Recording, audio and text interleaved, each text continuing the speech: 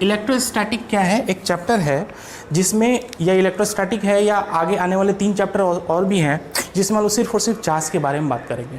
मतलब इलेक्ट्रोस्टैटिक में भी हम लोग किसके बारे में बात करेंगे, चार्ज के बारे में बात करेंगे। और चार्ज क्या है तो देखो ध्यान से समझो जरा। Electro in the sense of electro it means charge, and static means rest. मतलब अगर चार्ज हमारे रेस्ट में होंगे तो हमें इलेक्ट्रोस्टैटिक में डील करते हैं। मतलब अगर चार्ज रेस्ट में है तो साहब एक फील्ड जनरेट करते हैं, उस फील्ड का नाम है इलेक्ट्रिकल फील्ड। ठीक है, तो rest charge always create a electrical field. जैसे हम मास बॉडी है, ग्रेविटेशन आपने पढ़ा होगा 11th क्लास में, तो जो भी मास है उस मास के पास अपनी एक फील्ड होती है और वो फील्ड क्या कहलाता है बाबू, ग्रेविटेशनल फील्ड कहलाता है। वैसे ही रेस्ट चार्ज ऑलवेज प्रोड्यूस, याद रखना कि रेस्ट चार्ज, और अगर चार्ज रुके हुए हैं रेस्ट में है तो rest charge always produce electrical field, while moving charge produce electrical field as well as magnetic field. और जो भी एक्सेलरेटेड चार्ज हो जाएंगे तो वो प्रोड्यूस मैग्नेटिक फील्ड। ठीक है, तो मैग्नेटिज्म आगे का टॉपिक है और जिसमें हम लोग उसको डिस्कस भी करेंगे। तो फिलहाल इलेक्ट्रोस्टैटिक में चार्ज के बारे में बात करते हैं। तो जो बेसिक ऑफ द चार्जेस है, इंट्रो है ना, तो चार्जेस के बारे में हम लोग थोड़ा सा डिस्कस कर लेते हैं। यहाँ से भी क्वेश्चन आते हैं कंपटीशन में। हाँ, एक चीज़ और, ये जो वीडियो होगा ये बोर्ड के लिए भी होगा, एग्ज़ाम के लिए होगा। एग्ज़ाम जो बोर्ड होता है ना अपना 12th का बोर्ड है ना, तो उसके लिए भी इम्पोर्टेंट है। और दूसरा जो हमारा क्या बोलते हैं कंपटीशन है, कंपटीशन के लिए भी इम्पोर्टेंट है। ठीक है, तो मेन कंपटीशन ही है, बोर्ड को भी ध्यान में रख के हम पढ़ा रहे हैं यहाँ पे। ठीक है, तो सबसे पहले हम लोग पढ़ेंगे चार्ज क्या है बेसिकली। तो हेडिंग डालेंगे चार्ज। ठीक है, व्हाट इज चार्ज। तो चार्ज क्या है कि जैसे आपने देखा होगा कि साहब हम चार्ज बोलते हैं तो आपके दिमाग में दो तीन चीज़ें आती हैं, इलेक्ट्रॉन, प्रोटॉन, न्यूट्रॉन, है ना। तो एक चीज़ यहाँ से याद समझिए कि न्यूट्रॉन चार्ज नहीं है, न्यूट्रॉन चार्जलेस पार्टिकल है। न्यूट्रॉन क्या है, चार्जलेस पार्टिकल है, जबकि इलेक्ट्रॉन और प्रोटॉन ही हमारे पास चार्ज हैं। चार्ज 2 टाइप के होते हैं, पॉजिटिव चार्ज, एक नेगेटिव चार्ज। ठीक है, तो इसलिए हमारे पास जो चार्जेस होंगे वो इलेक्ट्रॉन्स और न्यूट्रॉन, इलेक्ट्रॉन्स और प्रोटॉन होंगे। बात समझ में आ रही है। चलो, चार्ज ये छोटे छोटे चीज़ें हैं जिसको हम लोग जल्दी जल्दी से डील कर देते हैं, फिर हम लोग किस पे चलेंगे, कूलॉम्स लॉ पे। तो चार्ज लिखो,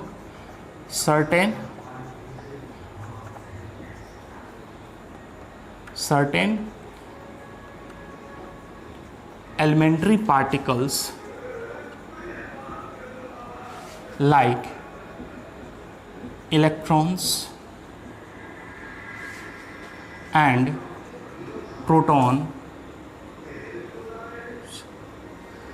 are called चार्ज। इन्हीं को हम लोग क्या नाम दिए हैं बाबू, चार्ज नाम दिए हैं। ठीक है, अब कहता है क्या कि चार्ज है, तो चार्ज क्या है, एक स्केलर क्वांटिटी या वेक्टर क्वांटिटी है। तो चार्ज हमारे क्या स्केलर क्वांटिटी है, क्योंकि इसके पास मैग्नीट्यूड होता है 2 कूलम, 5 कूलम, 10 कूलम, है ना, लेकिन इसके पास कोई भी अपना डायरेक्शन नहीं होता है। तो यहाँ पे लिख लेंगे क्या है ये, स्केलर क्वांटिटी, स्केलर क्वांटिटी। अब हम लोग बात करते हैं इसकी यूनिट की, है ना। तो बहुत सारे यूनिट सिस्टम दिए गए हैं जिसमें हम लोग सबसे पहले पढ़ेंगे SI unit system. SI unit लिखो ना। एसआई यूनिट में चार्ज का यूनिट क्या होता है, देखो यहाँ पे Q इज बेसिकली क्या होता है, I into T. I is the current and T is the time. तो आई का यूनिट क्या होता है, एम्पियर, और टाइम का यूनिट होता है सेकंड। तो एम्पियर सेकंड को ही हम लोग क्या बोलते हैं, चार्ज का यूनिट। तो चार्ज का यूनिट होगा एम्पियर सेकंड। तो एम्पियर सेकंड को ही हम लोग कंबाइंडली क्या बोलते हैं बाबू, कूलम, जिसको हम लोग दिखाते हैं सी से। ठीक है, कह रहा है क्या कि इतना जो क्वांटिटी है ना, इसी क्वांटिटी को हम लोग क्या बोलते हैं, एक नया नाम देते हैं कूलम, और कूलम को हम लोग दिखाते हैं क्या, कैपिटल सी से। कोई दिक्कत नहीं साहब। ऐसे ही आपका आता है CGS unit, CGS unit and ईएसयू unit. तो सीजीएस और ईएसयू में, ईएसयू मतलब इलेक्ट्रोस्टैटिक यूनिट, ईएसयू में इसका यूनिट होता है स्टैट कूलम। स्टैट कूलम को हम लोग शॉर्टकट में दिखाते हैं ST.C से, कोई दिक्कत नहीं। MKS unit system and EMU आएगा, EMU मतलब इलेक्ट्रोमैग्नेटिक यूनिट। इसमें हम लोग पढ़ते हैं absolute coulomb, absolute coulomb. Absolute coulomb इसका यूनिट होता है जिसको हम लोग दिखाते हैं ABC से। This is your absolute coulomb. अब आप देखो ये जो चीज़ है यूनिट, ये भी आपका इंपॉर्टेंट है। बहुत बार मेडिकल में कॉम्पिटिटिव एग्जाम में ये क्वेश्चंस पूछे भी गए हैं। कैसे क्वेश्चन पूछे गए हैं हम आपको दिखाते हैं। देखो अगर हम आपसे पूछ लें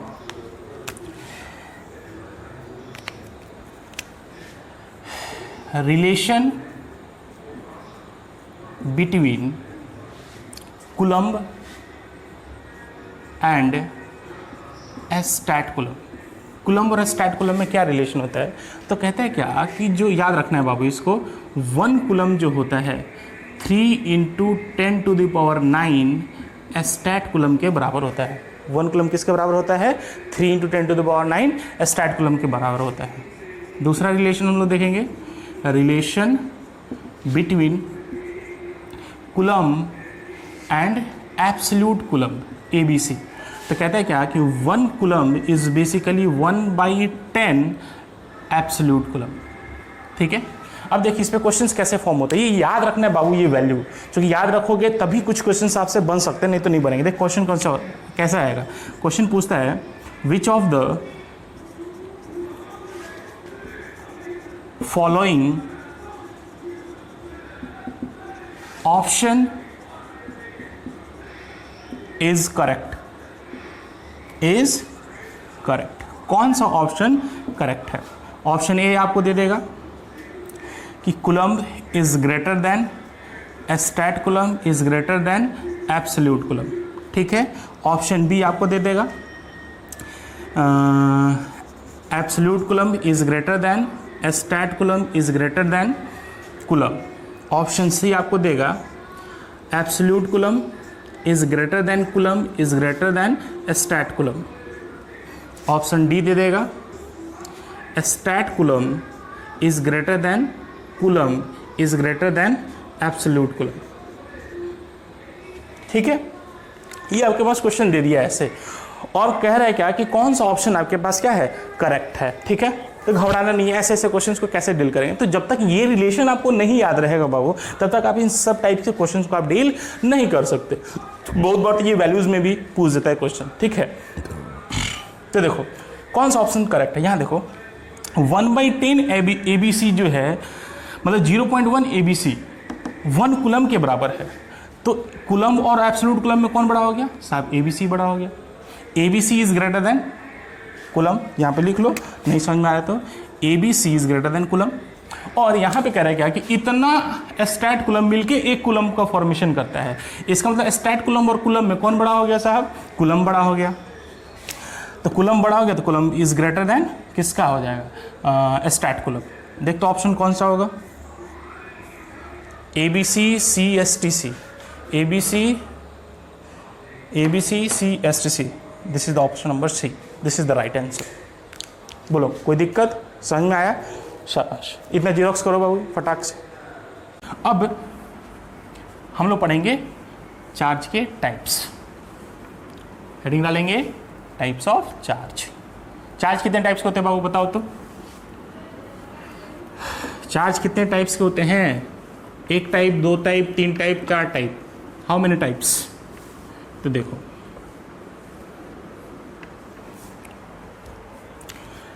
हेडिंग डालोगे टाइप्स ऑफ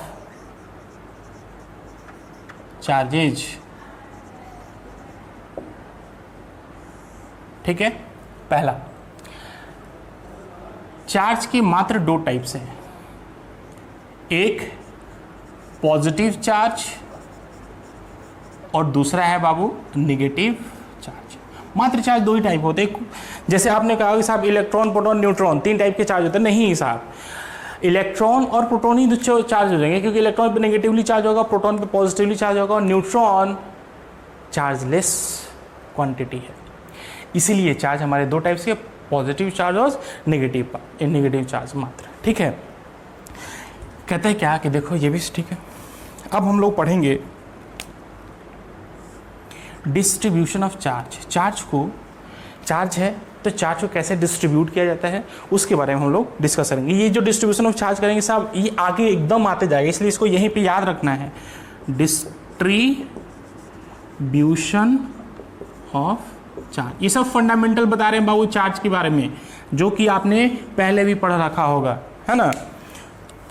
चलो, डिस्ट्रीब्यूशन ऑफ चार्ज। इस चार्ज को दो टाइप से डिस्ट्रीब्यूट किया जा रहा है। पहला point charge distribution, point charge distribution, और दूसरा होता है कॉन्टिन्यूअस चार्ज डिस्ट्रीब्यूशन।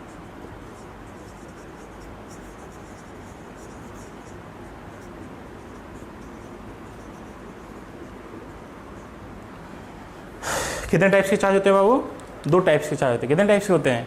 दो टाइप्स के होते हैं। एक पॉइंट चार्ज डिस्ट्रीब्यूशन होता है, दूसरा हमारा कंटिन्यूअस चार्ज डिस्ट्रीब्यूशन होता है। कितने होते हैं? पॉइंट चार्ज डिस्ट्रीब्यूशन और कंटिन्यूअस चार्ज डिस्ट्रीब्यूशन। ठीक है, तो सबसे पहले हम बात किसके बारे में करेंगे? पॉइंट चार्ज डिस्ट्रीब्यूशन के बारे में बात हम लोग करेंगे। तो देखो, कुछ नहीं है, सिंपल। पॉइंट चार्ज डिस्ट्रीब्यूशन क्या है? जैसे मान लो कि एक हमारा, मान लीजिए हम ऐसे मान लेते हैं, एक ट्रायंगल मान लेते हैं, ठीक है।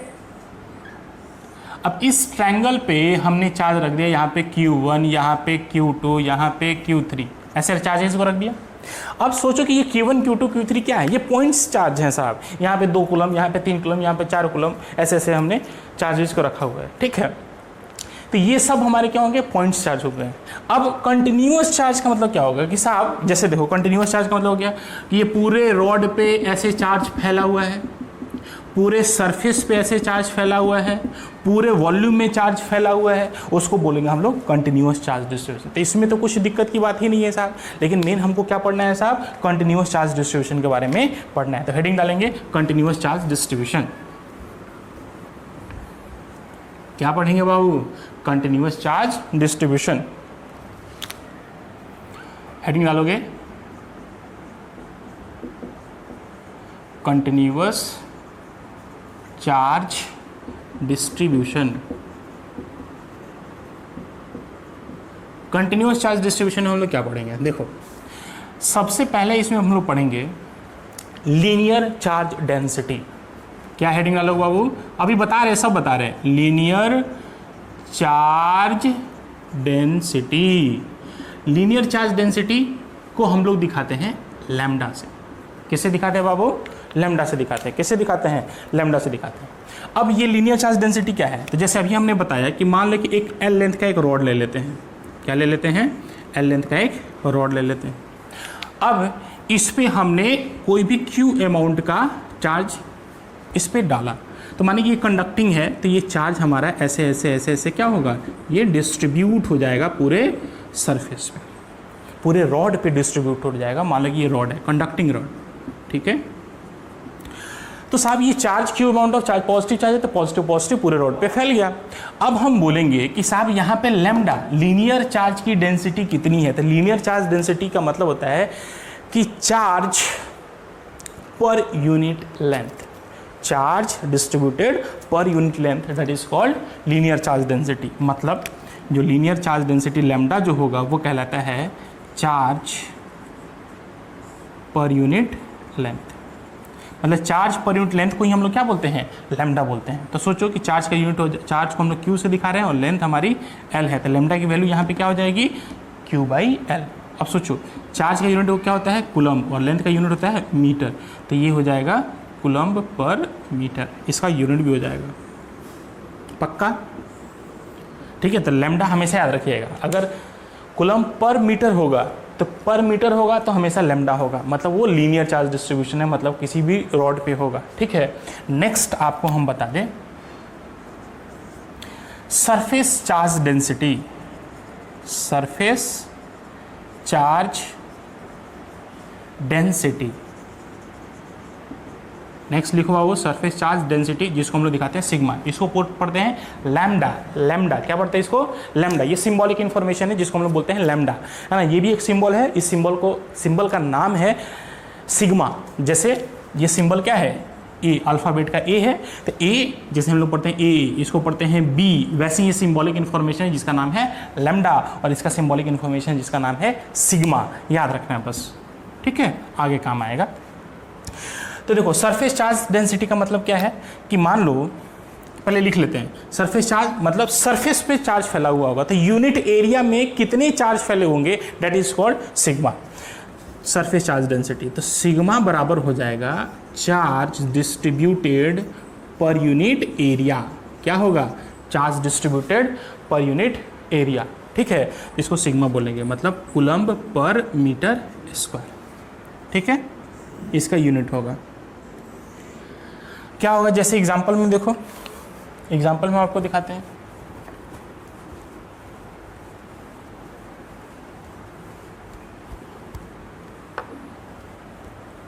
एग्जांपल देखिए, क्या देखिए वो एग्जांपल देखिए, एग्जांपल में क्या है, तो मान लो कि ये स्फीयर है, माने डिस्क मान लो, पहले क्या मान लो, डिस्क मान लो, ठीक है, और इस पे हम क्यू अमाउंट ऑफ चार्ज इसको देते हैं, तो डिस्क है तो चार्ज कहाँ जाएगा, सरफेस पे, तो ये सरफेस पे चार्ज ऐसे डिस्ट्रीब्यूटेड हो गया। मान लो इस डिस्क की रेडियस क्या है, आर है, और क्यू अमाउंट इस आर रेडियस में क्या हुआ, फैल गया है, तो पूछा कि बताओ इसकी सिग्मा की वैल्यू क्या होगी, मतलब सरफेस चार्ज डेंसिटी की वैल्यू क्या होगी। तो कैसे निकलेगा, तो हमें पता है सिग्मा बराबर होता है चार्ज पर यूनिट एरिया।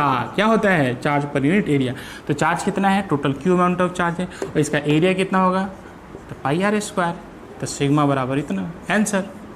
बोलो कोई दिक्कत नहीं साहब। ऐसे ही आपका आ जाएगा नेक्स्ट, सरफेस चार्ज डेंसिटी के बाद क्या हो जाएगा, वॉल्यूमेट्रिक चार्ज डेंसिटी। क्या आ जाएगा बाबू, वॉल्यूमेट्रिक चार्ज डेंसिटी। तो नेक्स्ट हेडिंग डालेंगे volumetric charge density. Volumetric charge density को हम लोग दिखाते हैं रो से। किससे दिखाते हैं, रो से। तो इसको डिफाइन किया गया है, बोलो क्या होगा, ये चार्ज वॉल्यूम में है तो पर unit volume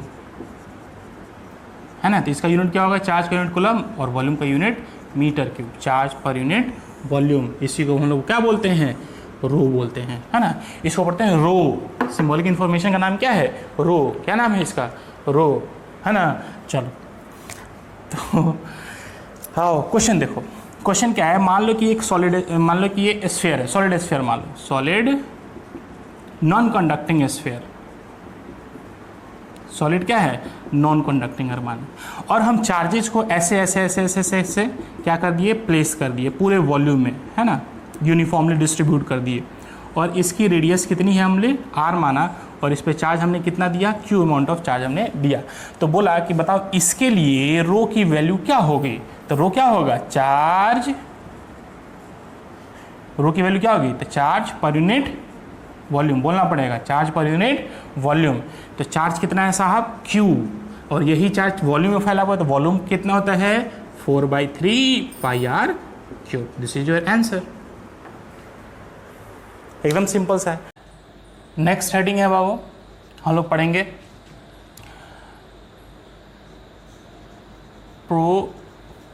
properties of charge, ठीक है। अच्छा एक चीज़ समझो कि अगर हम चार्ज बोल रहे हैं तो चार्ज का मतलब आप समझो कि इलेक्ट्रॉन बोल रहे हैं।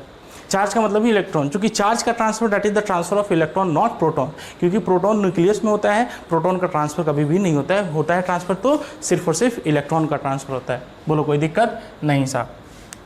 तो कहते हैं क्या कि प्रॉपर्टी ऑफ चार्ज में सबसे पहला प्रॉपर्टी जो कि आपको पता होगा कि सिमिलर चार्जेस के बीच में क्या होता है, रिपल्सन, और डिसिमिलर चार्जेस के बीच में क्या होता है, अट्रैक्शन होता है। मतलब positive charge like charges always repel करेंगे,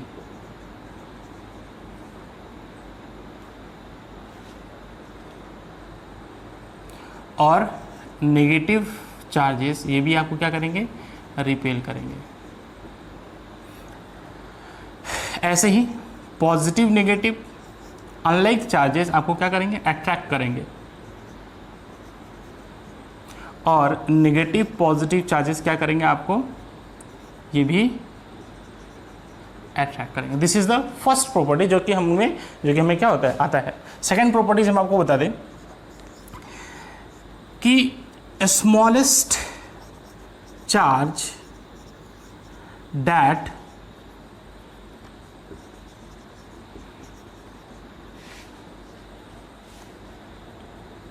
that any body will have is a charge of electron। मतलब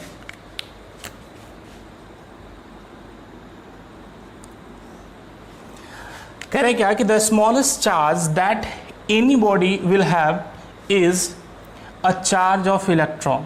मतलब किसी भी बॉडी के पास जो सबसे मिनिमम अमाउंट ऑफ जो चार्ज होगी वो हमेशा एक इलेक्ट्रॉन के चार्ज के बराबर होगा। मतलब दैट इज, इसको हम ऐसे भी बोल सकते हैं कि स्मॉलेस्ट यूनिट ऑफ चार्ज क्या है, चार्ज की स्मॉलेस्ट यूनिट क्या होगा, वो होगा इलेक्ट्रॉन। ठीक है, मतलब इलेक्ट्रॉन्स पे जितना चार्ज होता है उससे कम चार्ज नहीं हो सकता कभी भी किसी बॉडी के पास। एक इलेक्ट्रॉन के पास चार्ज कितना होता है, तो एक इलेक्ट्रॉन के पास जो चार्ज होता है वो माइनस का होता है 1.6 × 10⁻⁻19 कूलम। एक इलेक्ट्रॉन के पास चार्ज होता है, जबकि एक प्रोटॉन के पास चार्ज होगा, याद रखिएगा, प्लस का 1.6 × 10⁻⁻19 कूलम। मैग्नीट्यूड सेम होता है बट क्या होता है साथ, एक में प्लस होता है और दूसरा पॉजिटिवली चार्ज पार्टिकल है, दूसरा नेगेटिवली चार्ज पार्टिकल है। ठीक है, अब कहते हैं क्या कि देखो हमारे बुक में ऐसा लिखा हुआ है कि जो स्मॉलेस्ट चार्ज है वो आपका क्या है, इलेक्ट्रॉन है। लेकिन इलेक्ट्रॉन से भी स्मॉलेस्ट होता है, वो क्या है आपका, क्वार्क्स है। क्या है बाबू, क्वार्क्स। तो एक चीज़ बस थोड़ा सा स्टार दे के लिख ले कि चार्ज ऑन अ क्वार्क्स होता है ±e/3 या ±2e/3, ऐसे होता है। एक क्वार्क्स पे हमारा क्या होता है, इतना ही चार्ज होता है। मतलब ये देखो कि इलेक्ट्रॉन पे जितना चार्ज होता है उसका भी क्या है, 1/3 है, उस पर 2/3 है, मतलब 2/3 E के बराबर है। तो क्या है कि ये इलेक्ट्रॉन से भी कम है क्वार्क्स पे चार्ज। यहाँ पे देखो हमने क्या माना है कि the smallest unit of the charge is electron, लेकिन यहाँ पे आप कह रहे हैं कि क्वार्क्स एक ऐसा एलिमेंट्री पार्टिकल है जिसपे जो चार्ज होता है वो इलेक्ट्रॉन से भी छोटा होता है। तो ये है, एग्जिस्ट करता है क्वार्क्स, लेकिन हमारे बुक में, हमारे सिलेबस में क्वार्क्स नहीं पढ़ना है। हमारे लिए smallest unit of the charge क्या होगा, वो हमेशा इलेक्ट्रॉन होगा। ठीक है, और एक इलेक्ट्रॉन पे चार्ज इतना होता है, माइनस में होता है, और प्रोटॉन पे इतना होता है। ठीक है, अब साथ साथ हम आपको मास भी पढ़ा देते हैं कि मास ऑफ इलेक्ट्रॉन कितना होता है, बोलो कितना होता है, 9.1 × 10⁻31 kg। ये पता है आपको, याद रखना है, इसको बहुत काम आएगा। और मास ऑफ प्रोटॉन कितना होता है, 1.67 × 10⁻27 kg। ये आपका मास ऑफ प्रोटॉन होता है, कोई दिक्कत नहीं। तो इस आप देखो कि मास ऑफ प्रोटॉन ज़्यादा है मास ऑफ इलेक्ट्रॉन से, क्योंकि इसकी पावर क्या है, -27 है, इसकी पावर -31 है, तो माइनस में ये बड़ा होगा। ठीक है, तो मास डिफरेंट होने के कारण इन दोनों की एक्सेलरेशन क्या होगी, डिफरेंट होगी। अगर सेम इलेक्ट्रिकल फील्ड में पाया जाएगा तो क्या इस पे क्वेश्चन जो बनेंगे वो बात की बात बनेंगे। ठीक है, लेकिन फिलहाल के लिए आपको याद रखना है कि दोनों का मास क्या होता है, डिफरेंट होता है। Mass of proton is greater than mass of electron. ठीक है, नेक्स्ट जो third property of the charge है दैट इज वेरी इंपॉर्टेंट, और ये है आपका quantization of charge. Quantization of charge कहते हैं क्या कि जो चार्ज होते हैं हमारे वो हमेशा डिस्क्रीट होते हैं। चार्ज हमारे होते हैं वो क्या होते हैं, हमेशा डिस्क्रीट होते हैं, हमेशा क्वांटाइज होते हैं। मतलब देखो कहता है क्या कि अगर दो बॉडी है, एक बॉडी ए है और एक बॉडी क्या है, बी है, और ये इनिशियली दोनों बॉडी क्या है, न्यूट्रल है। दोनों बॉडी क्या है, न्यूट्रल है, ये भी न्यूट्रल है और ये भी न्यूट्रल है। अब आप सोचो न्यूट्रल है होने का मतलब क्या है कि इसके पास चार्ज नहीं है, नहीं है, ऐसा नहीं है। न्यूट्रल होने का मतलब है कि इस पे एक्सेस चार्ज नहीं है, बट चार्ज है इस पे। चार्ज है इन द सेंस जितने इसके पास इलेक्ट्रॉन है उतने ही इसके पास क्या है बाबू, प्रोटॉन भी है। क्या है, प्रोटॉन भी है। इसके पास ये भी न्यूट्रल है, जितने इसके पास इलेक्ट्रॉन्स होंगे उतने ही इसके पास क्या होंगे, प्रोटॉन भी होंगे। बोलो, इतना में कोई दिक्कत नहीं, इसीलिए न्यूट्रल है। कैसे, तो देखो जैसे यहाँ पे एक एग्जांपल ले लो, यहाँ पे हम आपको समझाते हैं कि मान लो कि ये बॉडी है ए, इसके पास 10 इलेक्ट्रॉन है और 10 इलेक्ट्रॉन है और 10 प्रोटॉन भी हैं इनिशियली, ठीक है। तो सोचो कि इनिशियली टोटल चार्ज कितना होगा, टोटल चार्ज इनिशियली कितने होंगे, तो दोनों को जोड़ दो, ये ऐसे कर लो, दिस इज द मैग्नीट्यूड, ऐसे, ठीक है। अब बताओ कि इस पे टोटल चार्ज कितने होंगे, तो +10e -10e that will be the 0। तो इनिशियली इसके पास क्या है, 0, दैट इज द न्यूट्रल, तो कोई चार्ज नहीं है, वो उसको बोलते हैं अपन न्यूट्रल। लेकिन मान लो कि अगर इधर से 2 इलेक्ट्रॉन इधर से निकाल दिया जाए, ठीक है, 2 इलेक्ट्रॉन को इधर से निकाल दें, तो फाइनली देखो इस पे कितने चार्ज आ जाएंगे। फाइनली इस पे 2 इलेक्ट्रॉन निकल गए तो इसके पास 8 ही इलेक्ट्रॉन बचे, तो माइनस का 8 इलेक्ट्रॉन, और प्रोटॉन तो नहीं निकला नहीं, तो प्रोटॉन उतना ही रह जाएंगे, तो +10 इलेक्ट्रॉन। तो इसका मतलब अब देखो टोटल कितना है, टोटल चार्ज फाइनली, तो फाइनली कितना हो जाएगा टोटल चार्ज, तो ये हो जाएगा आपको +2। इसका मतलब समझना है कि अगर किसी बॉडी से अगर इलेक्ट्रॉन निकलता है तो अगर इलेक्ट्रॉन निकलता है तो जिस बॉडी से निकलता है उस पर हमेशा पॉजिटिव चार्ज होगा, और जिस बॉडी पे आएगा तो यही -2e वहाँ पे ज़्यादा हो जाएगा। तो पहले 10 था तो अब कितना हो जाएगा, -12e हो जाएगा, ठीक है। तो -12e और +10e तो कितना हो जाएगा, -2e हो जाएगा। तो जिस बॉडी से इलेक्ट्रॉन निकलता है उस पर पॉजिटिव चार्ज आता है, जबकि जिस बॉडी पे इलेक्ट्रॉन जाता है उस पर नेगेटिव चार्ज आता है, ठीक है। चलो आप यहाँ पे देखो, मान लो कि ए और बी दोनों हमारे क्या है, न्यूट्रल बॉडी है। तो न्यूट्रल बॉडी है मतलब जितने इसके पास इलेक्ट्रॉन है उतने ही इसके पास प्रोटॉन भी हैं।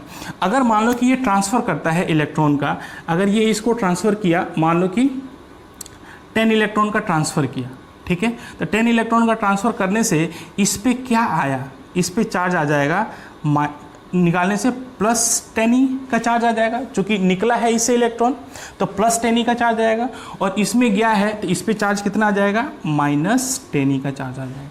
कोई दिक्कत नहीं। अगर ये करे क्या कि इधर से 0.5 इलेक्ट्रॉन ये ट्रांसफ़र करना चाहे, ये 0.5 इलेक्ट्रॉन ट्रांसफ़र करना चाहे किसको, बी को, तो साहब ये ट्रांसफ़र नहीं कर सकता। क्यों, क्योंकि जो सबसे छोटा चार्ज होता है वो 1e के बराबर होता है, और यहाँ पे चार्ज का ट्रांसफ़र कितना हो रहा है, 0.5e, तो इसलिए ये पॉसिबल आपका नहीं होगा, दिस इज़ नॉट पॉसिबल। तो पॉसिबल कितना होगा, 10e पॉसिबल होगा, 12e पॉसिबल होगा, 500e पॉसिबल होगा, जितना मर्जी उतना पॉसिबल होगा। इसका मतलब जो है कि साहब जो इलेक्ट्रॉन के साथ जो मल्टीप्लायर वाला जो चीज़ है वो हमेशा क्या होगा, इंटीजर होगा, ठीक है। तो हमेशा क्वांटाइजेशन ऑफ चार्ज क्या कहता है कि कोई भी excess charge on a body होगा, EXCEXX एक्सेस चार्ज, इससे बहुत क्वेश्चन बनेंगे भी बाबू। एक्सेस चार्ज बराबर होगा वो हमेशा +-n × e के बराबर होगा। प्लस माइनस क्यों, तो देखो इसमें से चार्ज निकला तो इसमें प्लस आया, और इसमें चार्ज गया तो इसमें माइनस आया, तो प्लस भी आ सकता है और माइनस भी आ सकता है। इसलिए excess charge on a body होगा +-n × e, where n is integer. क्या लिखेंगे यहाँ पे, वेयर n बराबर इंटीजर, ठीक है। तो क्वांटाइजेशन ऑफ चार्ज क्या कहता है कि जो चार्ज होगा किसी भी बॉडी पे वो हमेशा integer multiplier of the electron के बराबर होगा। वो हमेशा किसके बराबर होगा, integer multiplier of the electron. तो लिखना आप चाहो तो लिख भी दो कि excess charge on a body is always equals to integer multiplier of the electron. कोई दिक्कत नहीं, बस दिस इज। अब इस पे क्वेश्चंस कैसे आते हैं वो आप देखो।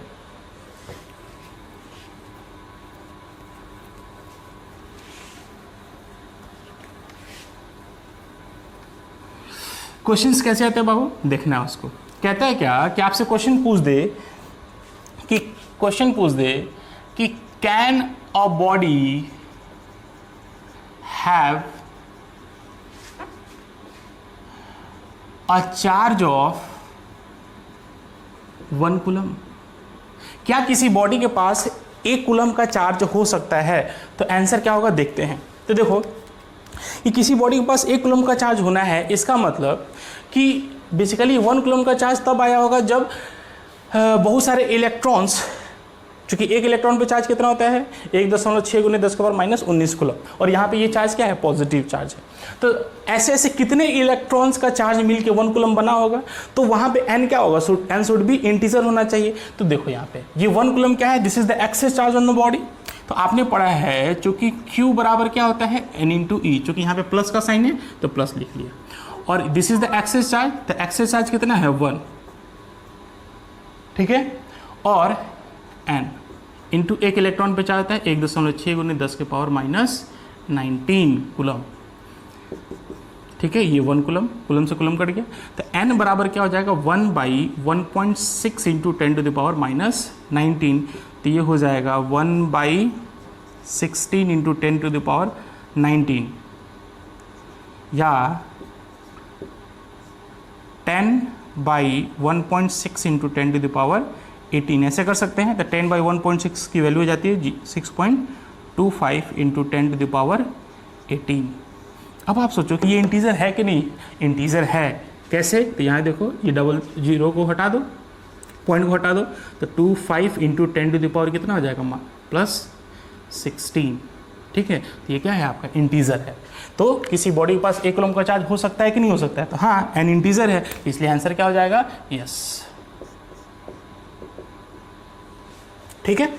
नाउ अब ऐसे क्वेश्चंस आपको देते हैं, अगर हम आपसे क्वेश्चन पूछे, लिखो can a body have a charge, can a body have a charge, next question लिखो can a body have a charge of 1.6 × 10⁻⁻20 coulomb, क्या किसी बॉडी के पास इतने कूलम का चार्ज हो सकता है? तो आंसर क्या होगा देखते हैं, वही एक्सेस चार्ज Q बराबर क्या होगा +N × E, चूँकि ये भी प्लस में है, या Q की वैल्यू कितनी लिखते हैं 1.6 × 10⁻⁻20 बराबर N × एक इलेक्ट्रॉन पे चार्ज होता है 1.6 × 10⁻⁻90, ठीक है। यहाँ पे N की वैल्यू निकाल लो, N बराबर कितना हो जाएगा 1.6 से कटा, तो N की वैल्यू हो जाएगी 10⁻20/10⁻19, तो ये हो जाएगा 1/10। तो 1/10 ये क्या है integer, not integer, n is not a integer, here लिख दो, here n is not integer. अगर n इंटीजर नहीं है, मतलब क्वांटाइजेशन फॉलो नहीं कर रहा है, इसका मतलब किसी बॉडी पे इतना कूलम का चार्ज हो सकता है। तो आंसर क्या हो जाएगा, आंसर हो जाएगा इसका नो, कोई दिक्कत नहीं। आओ थोड़ा सा और भी देख ले, हम सब वैरायटी करा दे रहे बाबू कि आपको कभी भी कोई भी दिक्कत ना आए। देखो नेक्स्ट क्वेश्चन आपसे जैसे ऐसे बोल दे, इसी टाइप पे ऐसे क्वेश्चन से आपको बोल दे, कह रहे क्या, देखो कह रहे क्या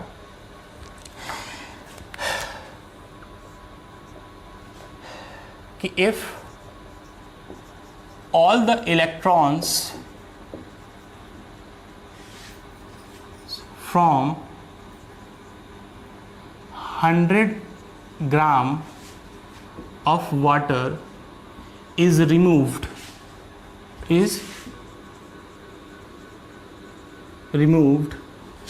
then find the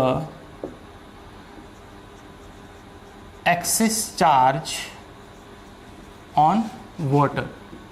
वाटर के पास एक्सेस चार्ज अब कितना होगा वो आपसे पूछ रहा है, ठीक है। तो सोचो कि अगर सारे इलेक्ट्रॉन्स को निकाल दिया जाए तो इस पर एक्सेस चार्ज तो आना ही है। तो चार्ज आना है का मतलब कैसे है, तो सबसे पहले हमें क्या निकालना पड़ेगा, तो तुम सोचो कि इसके पास इतना ग्राम में कितने मॉलिक्यूल्स होंगे, हमें वो निकालना है। क्योंकि अगर मॉलिक्यूल्स अगर हमें पता चल गया तो एक मॉलिक्यूल्स के पास कितने इलेक्ट्रॉन होंगे? तो एक मॉलिक्यूल्स के पास 8 दूना 16, 17 18 नहीं नहीं 8 और 2 10 इलेक्ट्रॉन्स होंगे टोटल एक मॉलिक्यूल्स के पास। तो अगर टोटल नंबर ऑफ मॉलिक्यूल्स अगर हमें निकल जाता है तो उसमें हम लोग क्या कर देंगे कि साहब एक इलेक्ट्रॉन पर चार्ज कितना होता है 1.6 × 10⁻⁻19 कूलम, तो उससे हम लोग मल्टीप्लाई कर देंगे तो आंसर आ जाएगा। तो हमारे लिए मेन बेसिक क्या है कि साहब हम पता कर लें कि 10 ग्राम H2O में कितने नंबर ऑफ मॉलिक्यूल्स निकलेंगे, फिर उस मॉलिक्यूल्स में हम लोग नंबर ऑफ इलेक्ट्रॉन्स निकाल लेंगे। तो सोचो नंबर ऑफ मॉलिक्यूल्स निकालना है तो मॉलिक्यूल्स निकालने के लिए क्या करना पड़ेगा, हमें मोल्स निकालना पड़ेगा, फिर उसको एवोगाड्रो नंबर से मल्टीप्लाई करना पड़ेगा, तो हमें नंबर ऑफ मॉलिक्यूल्स निकल जाएंगे। चलो आओ सॉल्यूशन देखते हैं इसका। Solution total number of moles in 100 gram H2O। 100 gram H2O में कितने नंबर ऑफ मोल्स होंगे पहले ये निकाल लें। तो मोल्स क्या होगा, वेट बाई मॉलिकुलर वेट। तो वेट कितना दिया हुआ है 100 ग्राम बाई मॉलिकुलर वेट कितना होगा, तो 8 दूना 16, 16 17 18। ठीक है, ये इतना क्या हो गया हमारा मोल्स में मिल गया। अब कह रहा है क्या कि total number of molecules in 100 gram of H2O। 100 gram H2O में कितने मॉलिक्यूल्स होंगे, तो साहब नंबर ऑफ मोल्स में क्या मल्टीप्लाई कर देंगे, एवोगाड्रो नंबर, तो हमारे कितने मिल जाएंगे, नंबर ऑफ मॉलिक्यूल्स मिल जाएंगे। तो 100 divided by 18 into Avogadro number कितना होगा 6.023 × 10⁻23। ये इतने हमारे क्या मिल गए, मॉलिक्यूल्स मिल गए। अब तुम सोचो कि एक मॉलिक्यूल्स H2O में कितने इलेक्ट्रॉन्स होते हैं, तो एक मॉलिक्यूल्स H2O में इलेक्ट्रॉन्स की संख्या कितनी होगी, तो 8 2 10। तो total number of electrons in 100 gram of H2O। 100 gram H2O में कितने नंबर ऑफ इलेक्ट्रॉन्स होंगे, तो साहब एक मॉलिक्यूल्स के पास 10, तो इतने मॉलिक्यूल्स के पास कितने होंगे, गुना कर देंगे 6.023 इंटू 10⁻23 इंटू क्या हो जाएगा 10 हो जाएगा। अब नंबर ऑफ इलेक्ट्रॉन्स निकल गए कि 10 ग्राम H2O के पास कितने नंबर ऑफ इलेक्ट्रॉन्स हैं। अब सोच एक इलेक्ट्रॉन्स के पास कितने चार्ज होते हैं, तो एक इलेक्ट्रॉन्स के पास चार्ज होते हैं, तो total number of total charge total क्या excess charge EXCESS excess charge on 100 gram H2। 100 gram H2 के पास कितना एक्सेस चार्ज होगा साहब, तो 100 divided by 18 into 6.023 into 10⁻23 into 10। और एक इलेक्ट्रॉन के पास चार्ज कितना होता है, तो 1.6 × 10⁻19 coulomb. This is your answer. देख कितना फटाक से बन गया आंसर। तो फुल केमिस्ट्री है ये, इतना आता भी होगा आपको, नहीं आता है तो यहाँ पर ध्यान से समझ में आ गया। नहीं समझ में आया होगा तो आप डिस्क्रिप्शन बॉक्स में कमेंट सेक्शन आप कमेंट वगैरह करके बता दीजिएगा साहब ये चीज़ नहीं समझ में आया, उसको हम फिर से हम लोग क्या कर लेंगे, डील कर देंगे। हम लोग आगे बढ़ते हैं थोड़ा सा।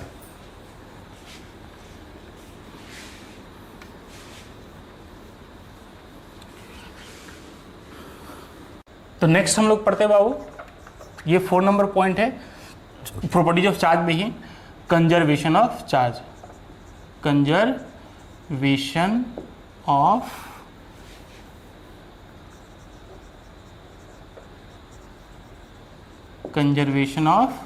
चार्ज।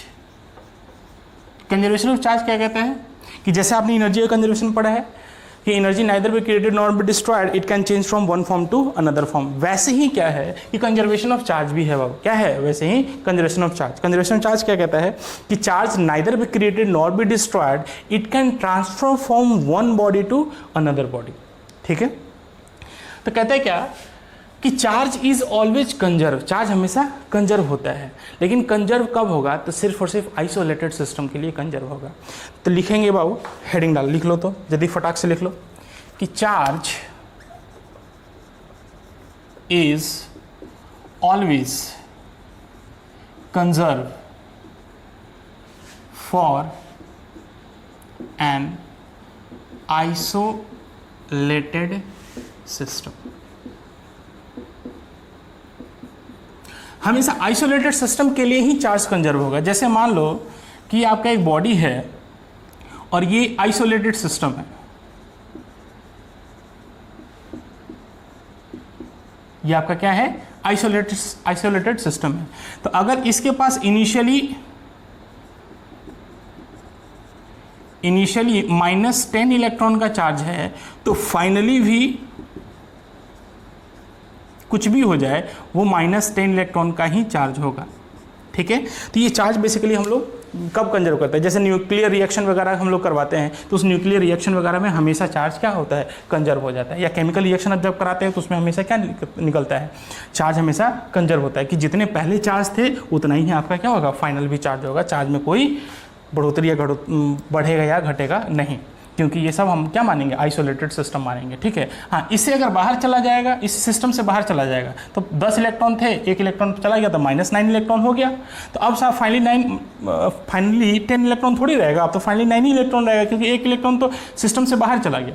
तो आइसोलेटेड का मतलब ना ही चार्ज आएंगे ना ही चार्ज जाएंगे, तभी चार्ज हमारा कंजर्व होगा। तो हमेशा याद रखना, ये बहुत बार पूछा गया है कि charge is conserve, charge is always conserve, तो नहीं, charge is always not conserve, charge is only conserve for isolated system. कोई दिक्कत नहीं सा। नेक्स्ट पॉइंट नंबर 5 आपको बता देते हैं, लास्ट पॉइंट है। इसका हम लोग स्टार्ट करेंगे कूलम्ब्स लॉ। कहते हैं क्या कि association of charge with mass, charge का एसोसिएशन मास के साथ कैसे होता है वो हम थोड़ा सा यहाँ पे ध्यान से देखेंगे। मान लो कि एक कोई बॉडी है, ठीक है, और ये न्यूट्रल बॉडी है, माने कि ए बॉडी है और ये न्यूट्रल है, इनिशियली न्यूट्रल।